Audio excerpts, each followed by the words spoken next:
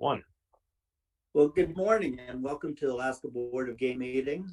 Call the meeting to order at 10:35 a.m. on Thursday, March 25th, 2023. There are 7 board members present. And before we get started on the business items on the agenda, I'd like to ask board members and staff to introduce themselves. So let's have each board member state their name and where they reside. First was Stosh. Good morning, everybody. Stosh Hoffman from Bethel on the Kuskokwim. Al. Yeah, thank you, Mr. Chairman. Good morning, everybody. Al Barrett from Fairbanks. Lynn. Thank you, Mr. Chairman. Thanks, everybody, for being here. Lynn Keogh, Wasilla. Okay, Jake. Hey, good morning, everybody. Jake Fletcher from the Tri-Rivers areas here in Talkeetna. Okay, thanks. And James? Hey, good morning, everyone. James Cooney from Eagle River. And Ruth? Good morning. This is Ruth Kuzak, and I am in Chugiak. Okay, and I'm Jerry Burnett from Juneau. And with staff introductions, let's have our agency representatives introduce themselves and their staff, and we'll start with the Commissioner, Doug Vincent Lang. Commissioner Doug Vincent Lang, and I'll let Ryan introduce his staff.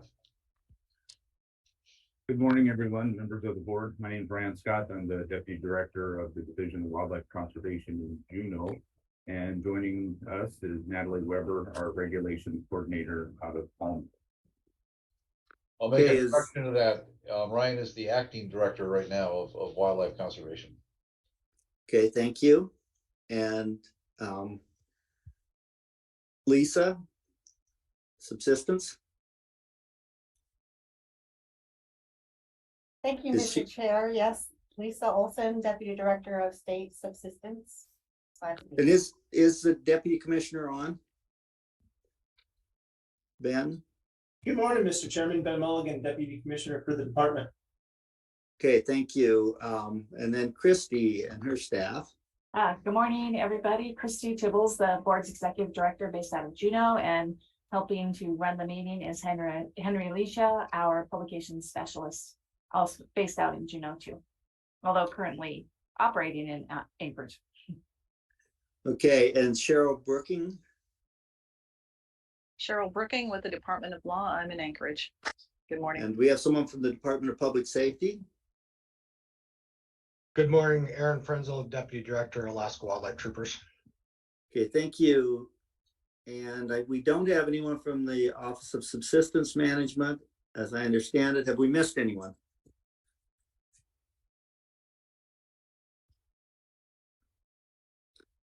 Okay,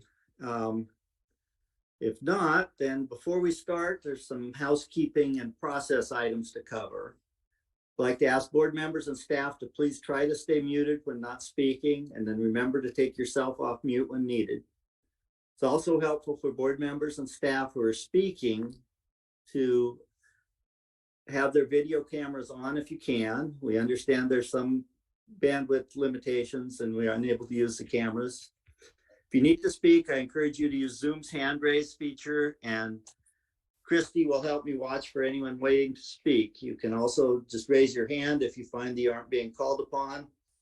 And Stosh may have to, if he's on teleconference, we can't see him, you're going to have to talk. For this meeting, since the board will not be taking regulatory action and board members are not expected to provide full ethics disclosure statements. Additionally, there were no conflicts identified during the March regulatory meeting with the topics of the regulations for which we are discussing delayed implementation. The purpose of the special board meeting is to discuss generating 2 board proposals requesting delayed implementation of regulations amended during the March 2023 board meeting on the topics of the non-resident bag limit for deer in Unit 8 remainder, which the board reduced from 3 deer to 1 buck under Proposal 73, and the non-resident hunting closure for sheep in Unit 19C, which was adopted under Proposal 204. The special meeting and the topics were requested by 2 board members under the authority of the Alaska Statute 1605-310 The meeting is open to the public via live video and audio stream on the board's website. The audio will also be posted online after the meeting for those who are unable to listen live. The board will not be taking public oral testimony during the teleconference. However, we did solicit written comments, which are part of the board meeting record. All meeting documents, including the agenda, notice, and public comments, are posted on the meeting website. With regards to the public comments submitted for this meeting, I'll point out that many of the comments address the regulatory changes, which is not the topic of today's meeting. Our discussion today is limited to the delay of implementation and not changing the regulations adopted at the March meeting. Before we begin the discussion, I'd like to emphasize for board members and the listening public that the board will not be discussing the merits of these proposals nor any potential changes to adopted regulations from the March board meeting. The board built a solid record at the March board meeting after consideration of a substantial amount of information, including biological information provided by the Department of Fish and Game and oral and written comments from the public and advisory committees on the impacts of the board's decisions, which would have on the public. I will remind the board members that the public relies on a regularly scheduled participatory process as a basis for changing regulations, and we want to be very careful not to deviate from the process, nor tarnish the administrative record that the board built during the regularly scheduled board meeting. Are there any questions or comments before we begin?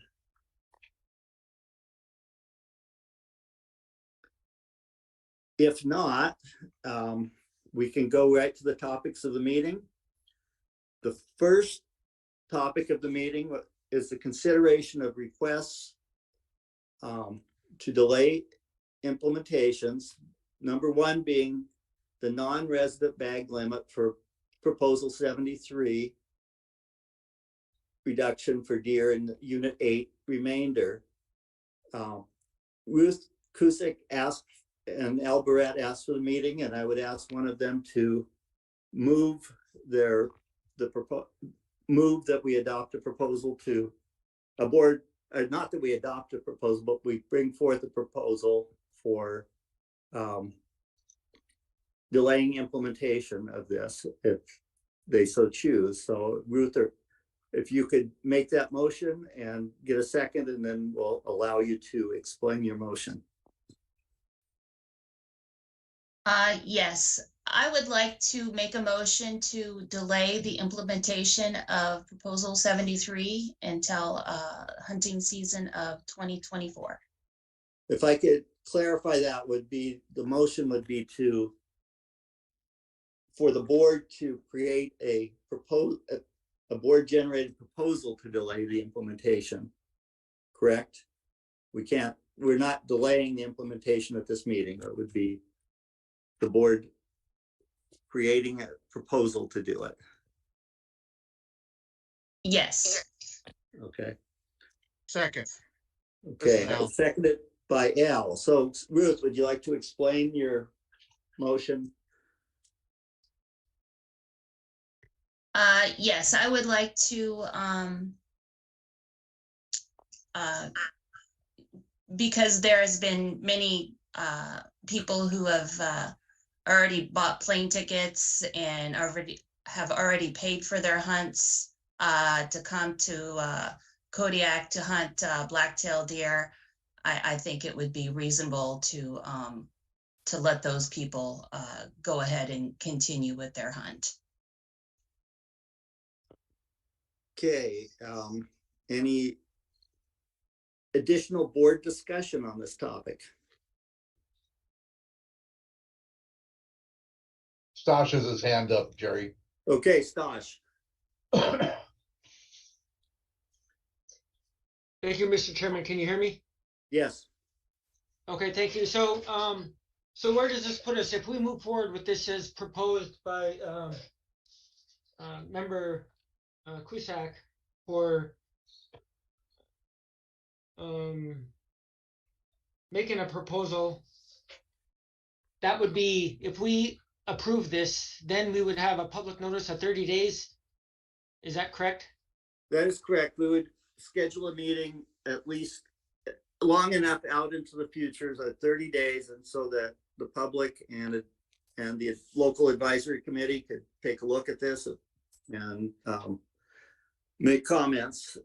And then we would schedule a meeting to consider the actual proposal to delay implementation.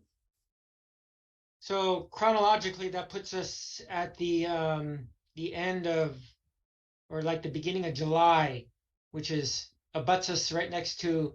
I'm trying to figure out how we're accommodating anyone with it already being squeezed in like this. It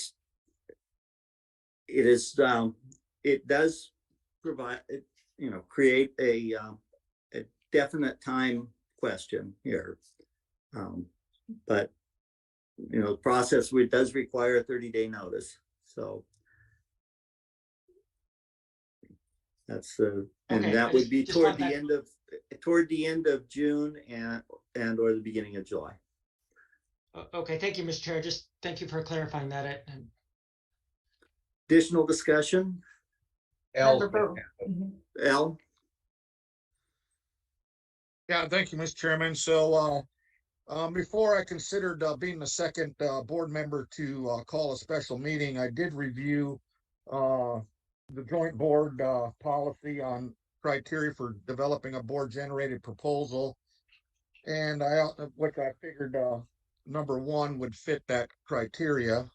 And then I reviewed our general record making policy, or statute that we have to adhere to, which I'll just take a sentence out of there that says board members should pay a special attention to the cost to private persons of the proposed regulatory action in AS 44-62-210A.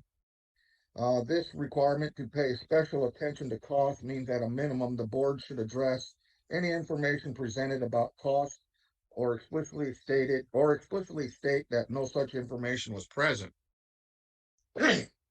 So when I went back and reviewed our minutes and I heard the cost statement, I went back and reviewed all the on time and RC comments to the board, and I found that the local AC in the area did make comments to financial impact or some financial impact to persons.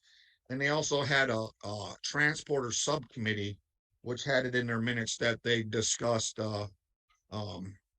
potentially what kind of cost effects that could have to private persons.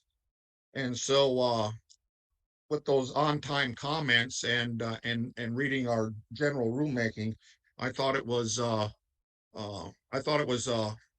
I could be a second board member to have discussion with the full entire board, Mr. Chairman. Okay, thank you, Al. Additional, I see there's another hand up. Len was shaking his hand, I know. Okay, Len. go ahead. Thank you, Mr. Chair. Just, I guess, basically along the same lines as Member Brett, I think we created a solid record when we adopted these proposals. However, I do think we're not thorough enough in considering the cost to the public in our cost statement, and for that reason, I mean, I would support a board generated proposal. Thank you. Okay, any additional comments? Stosh has his hand up. I don't know if you can Stosh, see. go ahead.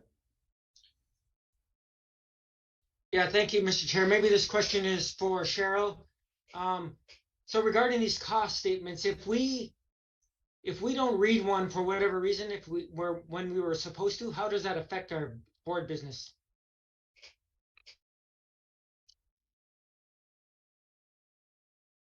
Through the chair, Member Hoffman, there was a cost statement on this proposal.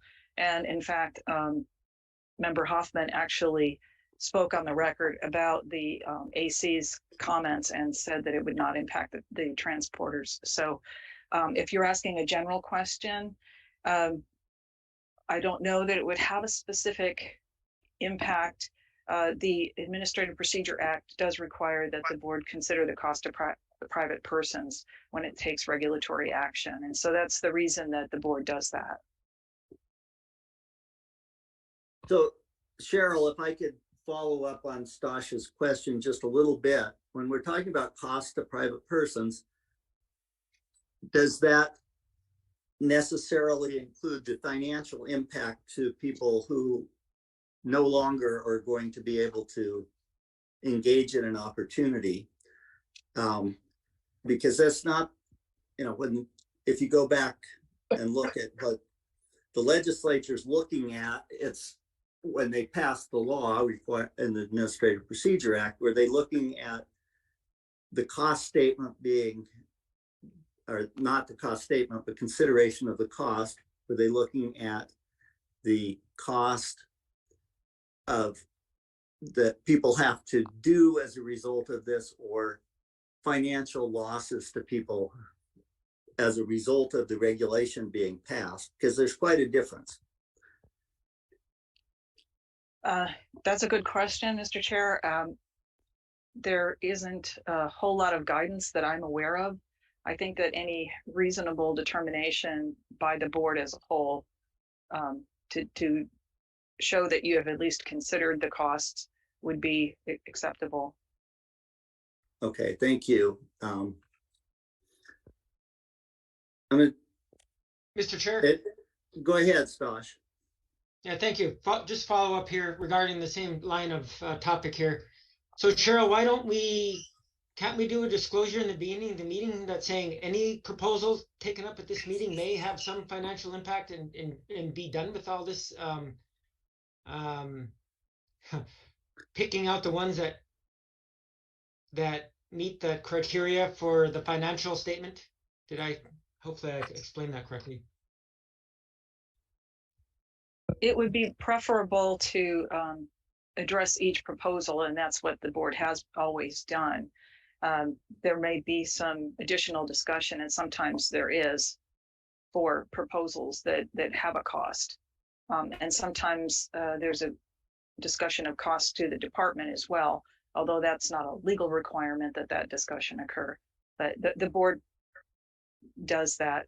Whether you could do that at the beginning, let me look into that. I'm not sure if there'd be a limitation on that, but I can get back to the board members on that option.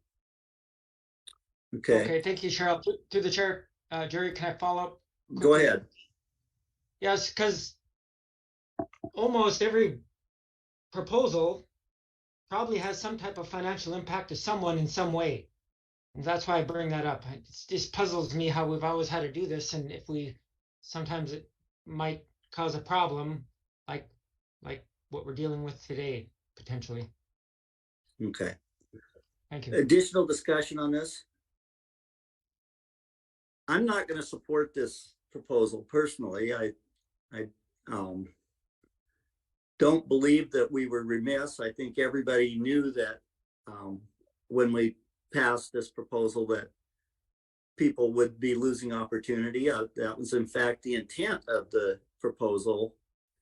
And the amendment was to not have non-resident hunters transport, and some of whom are transported, come and hunt deer that would otherwise be available to the residents of Kodiak. And we had significant testimony on that. So I think looking at the trends and data on a year-to-year basis, there's almost no reason to believe that we wouldn't have additional impact this year from people hunting deer from non-residents hunting deer if we left the limit as it had been. And I think that was the intent of the board. And I think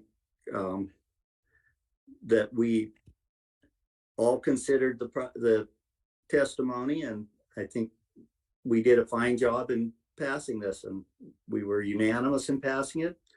And I can't support delaying implementation or bringing this out as a matter of good public process. Everybody was aware for months that this was there. When these people bought their hunt, they knew the people who sold them the hunt knew, or should have known, that the board was considering reducing limits for Kodiak deer. And So they were on notice. We took action which did not change the effect of that proposal on the non-residents in terms of the number of deer that they could harvest. So it wasn't like it was a last minute amendment that made a difference to that. It was the proposal as had been proposed and discussed. And we all supported it. It was the right thing to do. And I'm not going to support delaying implementation. Go ahead. Whose hand is up? Jerry, Jacob had his hand up first. Okay, Jake. Hey, thanks, Mr. Chair. I appreciate it very much. And my wife informed me today I need to tell all the board members, all the public, and all the staff, whenever I get in from the bush, she said she calls them wild eyes. So I'm not very polished here. So I apologize ahead of time. I've just been down on Kodiak. Everybody I talked to in every shopping line was happy with the decisions we made. We had a very healthy, robust decision about this. At a board meeting, we had transporters come and testify. I'm not going to support this at all. Thank you. I saw Lynn's hand, Mr. Chairman. Lynn, go ahead. Thank you, Mr. Chair. I mean, I can't disagree with anything you or Member Fletcher has said. However, I feel like we were remiss when we read the cost statement, and we pretty much read the blanket statement that adoption of this will not come at any significant cost to the public. However, from several of the comments we received, plane tickets, 3 deer tags, hunting licenses, things like that have been purchased prior to the meeting. And so I don't know that we were actually created a correct record there by reading the generic cost statement in there. So for that reason, I would support a delayed implementation proposal to go forward. It's Sasha has his hand up, Mr. Chair. Go ahead. Yeah, thank you, Mr. Chair.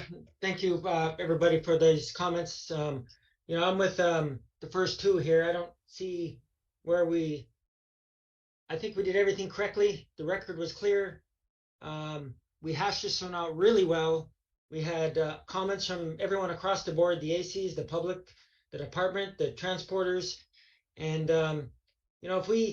if we reduce this from 3 to 0, I might maybe have support this, but they still have opportunity. They can still get a deer, and there's no way I can support this. Thank you, Mr. Chair. Okay, whose hand is up now? Is that still Staj? Member Brett. Okay, Al. Thanks, Mr. Chairman. I got a question for Cheryl first. When reading the statute pertaining to cost statements, it talks about, private persons, and so does our statement that before we vote on our proposal. Does that include the department? No. No, it does not. Through the chair, Member Barrett, that it does not include the department. It's private persons. Although, like I said earlier, the board often will discuss potential costs to the department when that's appropriate as well. Thank you. And so I'll follow up on that. I've been listening in, and board members have made really good comments. And I think I personally myself, I didn't think far enough into the proposal of who all gets affected personally. There's the hunters, and then there's all the people that support hunters on Kodiak, which seems to be fairly substantial. And so that's why I did agree to be one of the members to, call this special meeting. And so right now I'm thinking I'll probably support this. I think delaying it by 1 year isn't going to be a huge impact on the residents of Kodiak. And I do agree with all the board members. We did a really good record building on why we made our decision, which was unanimous. I think there is a real issue down there with socially that, areas are getting really impacted by non-resident hunters. And we've seen the statistics on that when we were deliberating. which all pointed to that, which was a double increase on participation by non-residents. So I'll listen to other board members right now, Mr. Chairman. Okay, thank you, Al. And any additional discussion on this? Hey, thank you, Mr. Chairman. This is Member Cooney. I'd like to make a comment as well. Okay, So, James. One thing that was said earlier regarding timing of this proposal being put out there for public comment, and folks, plenty of notice for them to know about it. I think you're correct that there was plenty of time for folks to comment on it during the regular process. However, one thing that was said was when they were selling these hunts, they knew that this was potentially could happen, the reduction in the bag limit. And I'm not sure that's entirely true, for the record. So I think many of these hunts sometimes can be sold, 2 and 3 years in advance by some transporters. And so there is from a public standpoint, the public, may book these hunts 2 years in advance. And of course, I think everybody understands when you do book anything, things can change. I mean, whether it's weather or something else that can cancel or impact your hunt. However, I don't think that, a bag limit being reduced from 3 to 2 to 1 was probably, something 2 to 3 years ago that when you book your hunt that you thought of having an impact. And so I just kind of wanted to mention that. That's kind of my thought process on where I'm going as I listen to everybody discuss this. I'm kind of leaning towards Member Barrett, the way he feels that delaying it 1 year, I don't think is going to have too great of an impact. And that way, it also allows the public, and the transporters to clean up the books a little bit potentially. So, but I'm interested in hearing what everybody else has to say as well.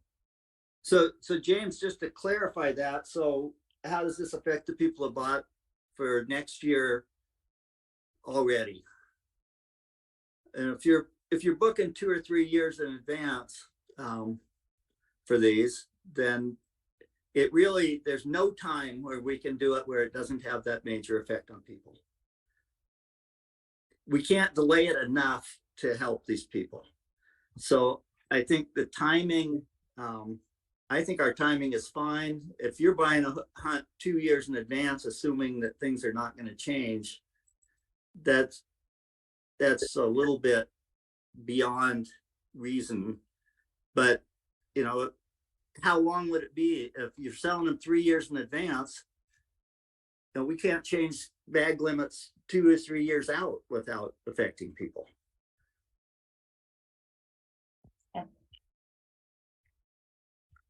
Mr. Chair, Member Hoffman and Keough have their hands up.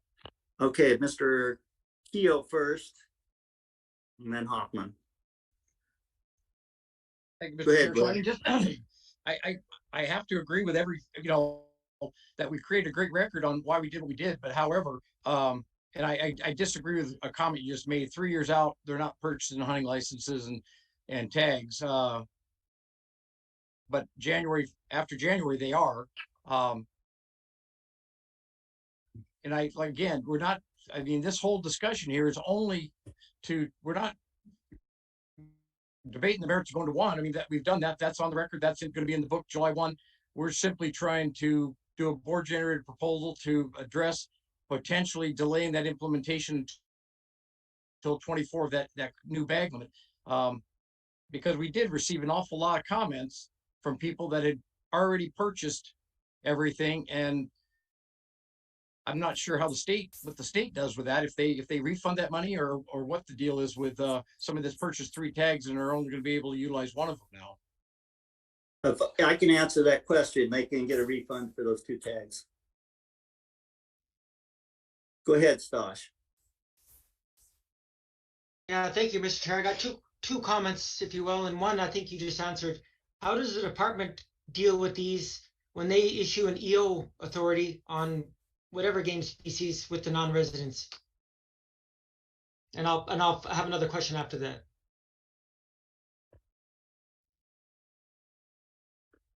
Would Ryan or the commissioner like to respond to that? Go ahead, Ryan. To the chair, Member Hoffman, I want to make sure I understand the question. So if we, assuming, actually it's the same answer. If we do close the season by emergency order, to non-residents in this case, there is a process to seek a refund. It isn't always granted, but there is a process to go through. And we've largely provided that information to the hunters that have contacted, the deer hunters who have contacted us.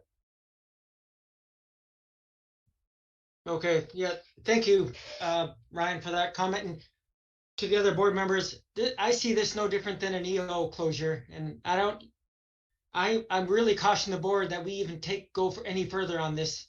I see we're going to open a whole can of worms. We're going to end up dealing with people. The public's going to lose faith in the board. We can't be going back and forth. We did our due diligence. We listened to everybody.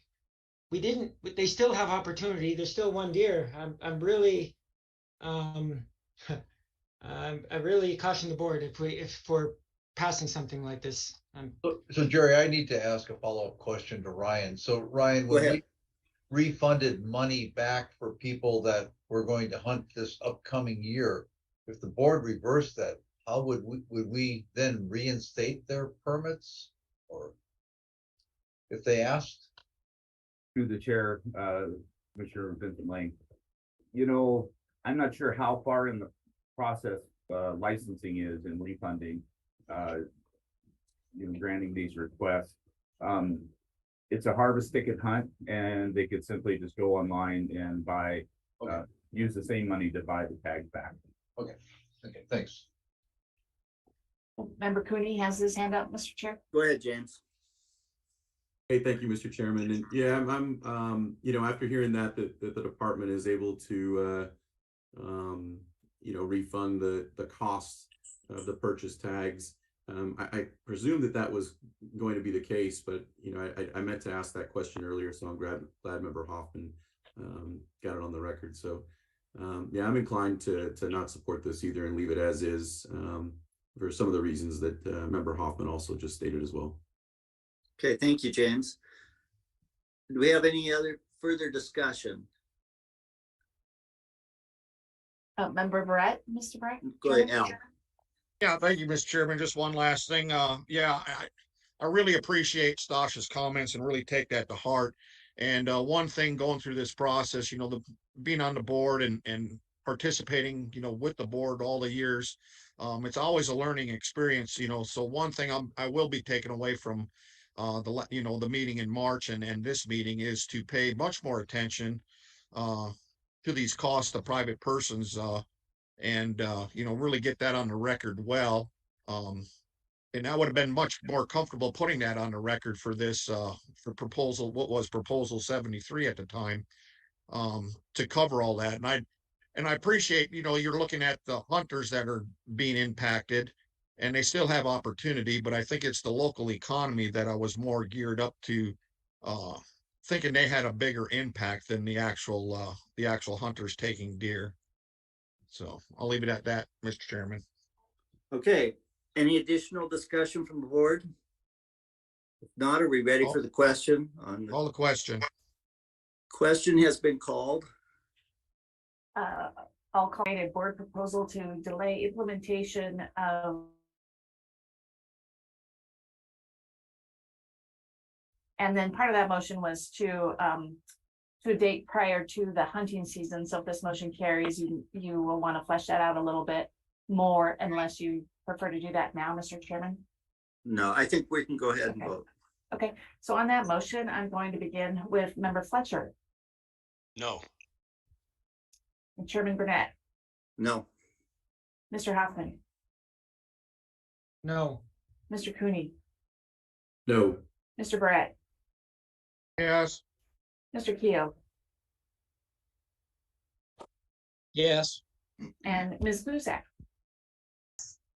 That motion fails by a vote of 3 yeas to 4 nays, Mr. Chair. Okay, thank you, Christy. The next item of business is the proposal to generate a board proposal for delaying implementation of amended proposal 2204. And that was brought to us by Lynn. And so Lynn, would you like to make that motion? Thank you, Mr. Chair.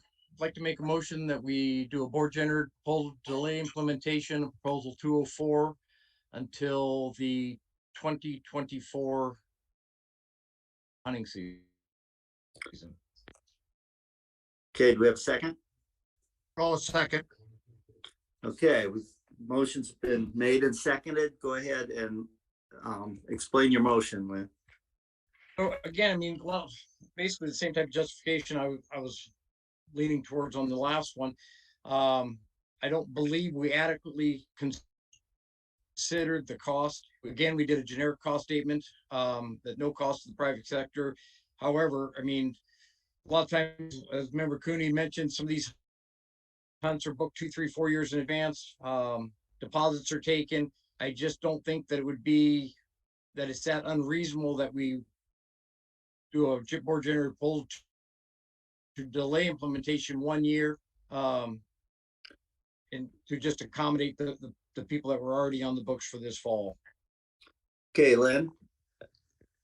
Board discussion. Member Barrett, and then Vice Chairman Hoffman. Okay, Al, go ahead. Thank you, Mr. Chairman. Yeah, this one after reviewing the board's criteria, or the joint board's criteria for developing a board generated proposal, is not as clear as the last one to me.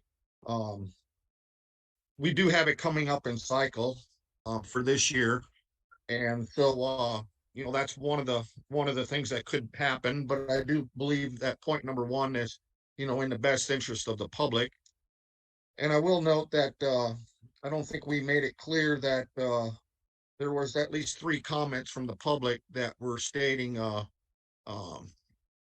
potential financial impact if this proposal was passed. And I don't think the comments that were used reflected the amendment that we made on that deliberation. And so I'm going to listen to others and see how it fleshes out, Mr. Chairman.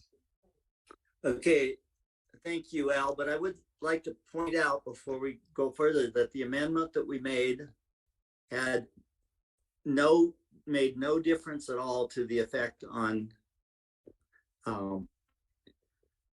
the non-resident hunters. It would have been closed completely to non-resident hunters, whether it was this amendment or the original proposal. So the financial impact of non-resident hunters and guides was exactly the same with the amendment. Duly noted, Mr. Chairman. Okay, go ahead, Stosh. Yeah, thank you, Mr. Chair. You know, I understand the intent of the proposal, the request here, but again, like the other one and more so, there's no way I can support this proposal. It's that we're going to create more problems now than we would have if we do anything else. Because now, what do we do with the guides that already canceled between that vote and now? And they're going to say, "Oh, you guys got to make up your mind. I just canceled because it was closed, and now I got to call them back." We're going to be zigzagging back and forth here. That's one big problem I see. But again, there's no way I can support this. Additional discussion?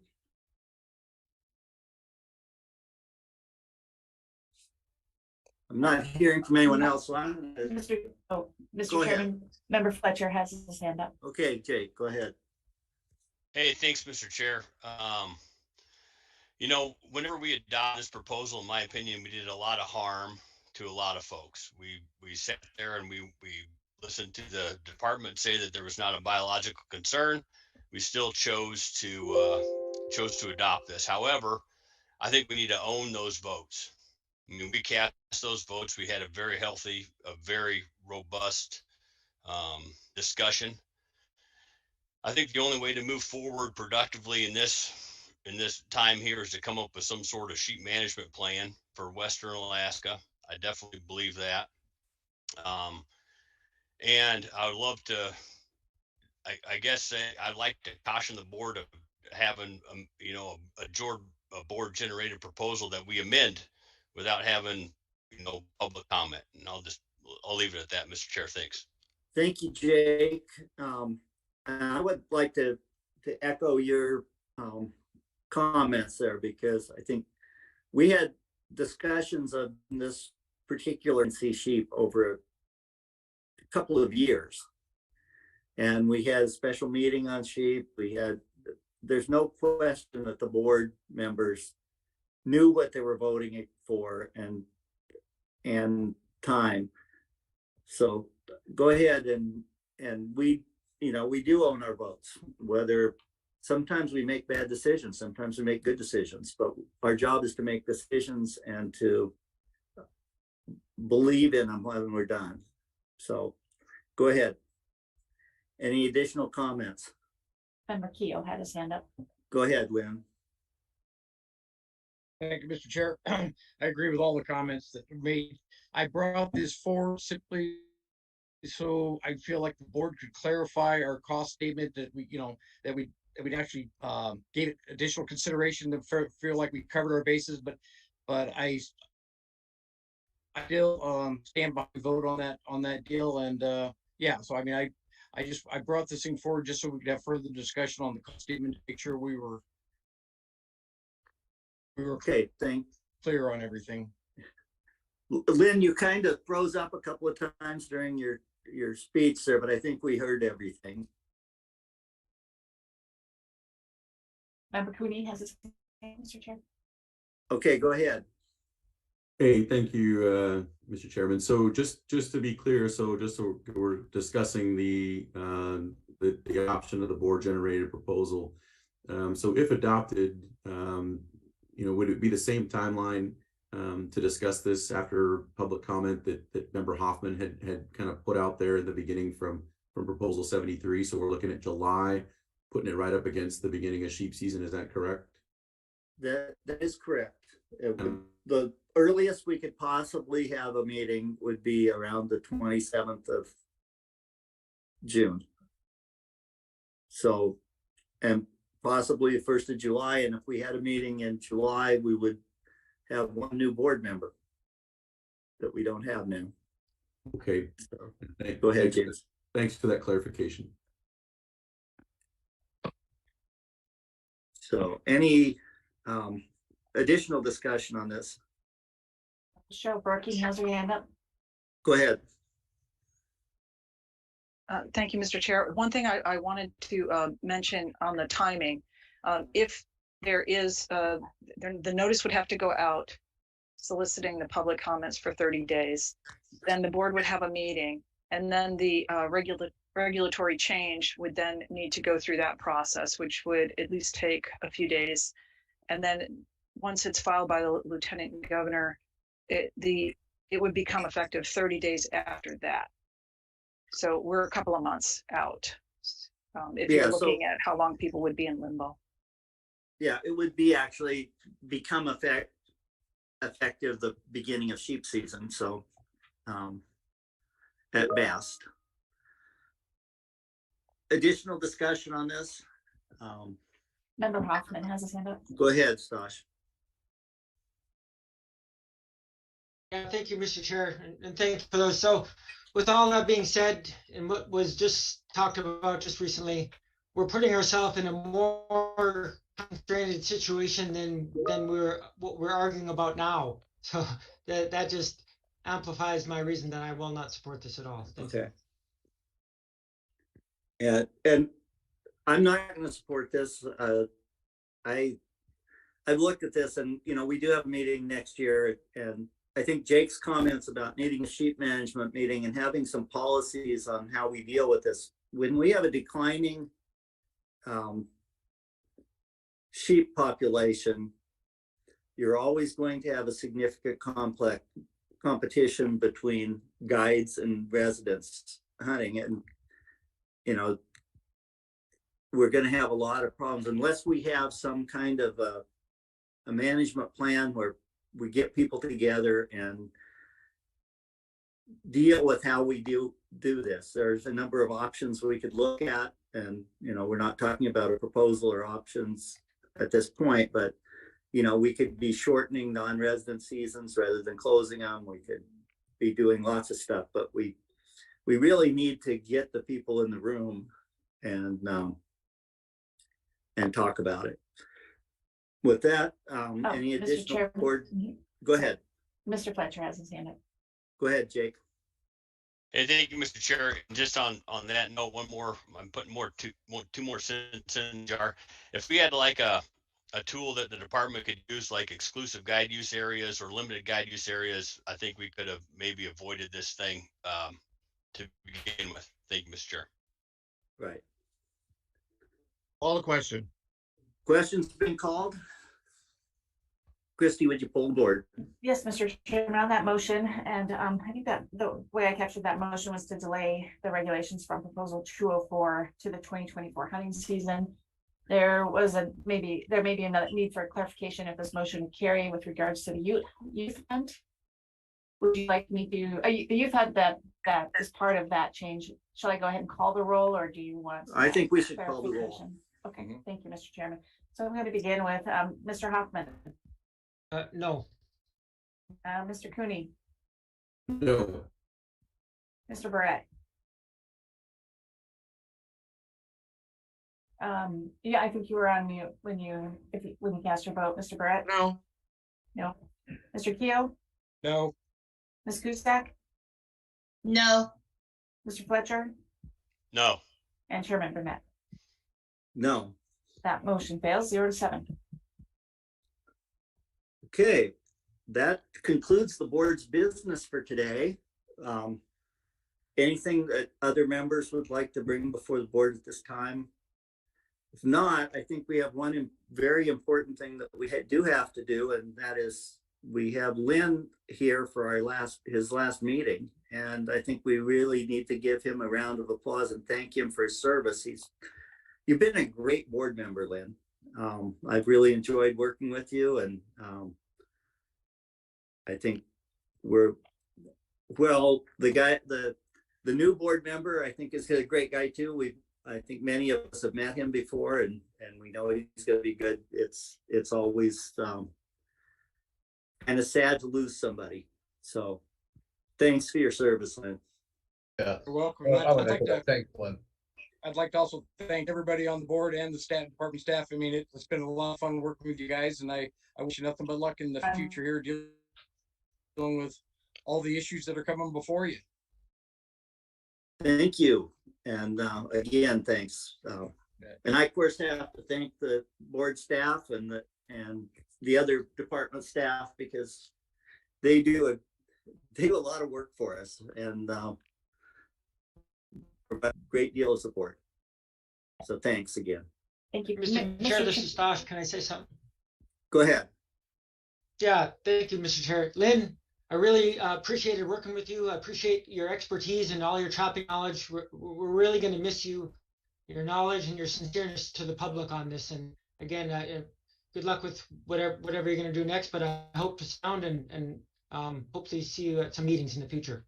You bet. Thanks, Tosh. And Jake has his hand up. Okay, go ahead, Jake.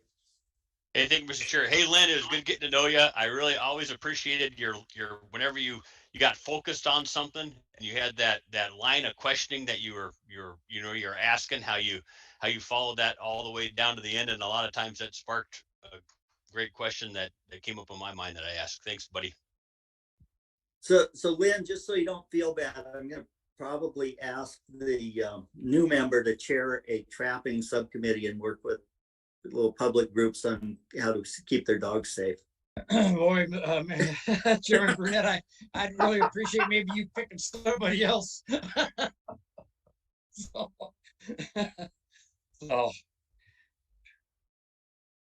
Oh, also, I do want to point out it's Lisa's last meeting with us. Yes, Lisa's retiring in a few days here, I think. So Lisa, thank you very much for your years of service. Thank you. Thank you, everyone. Yes, I think you were at our March meeting? Yes, I was. You were, okay. So then you told us at that time, but we had to have an extra meeting so we could say goodbye to you. Thank you. It's been Mr. great. Chair, this is Stosh. Go ahead, Stosh.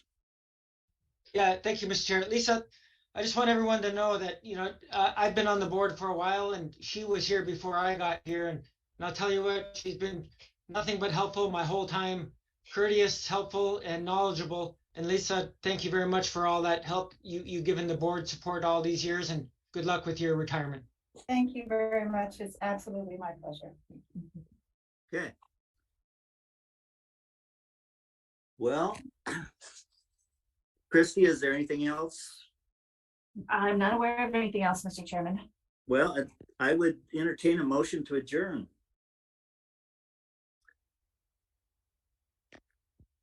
I move to adjourn, Mr. Chairman. This is Al.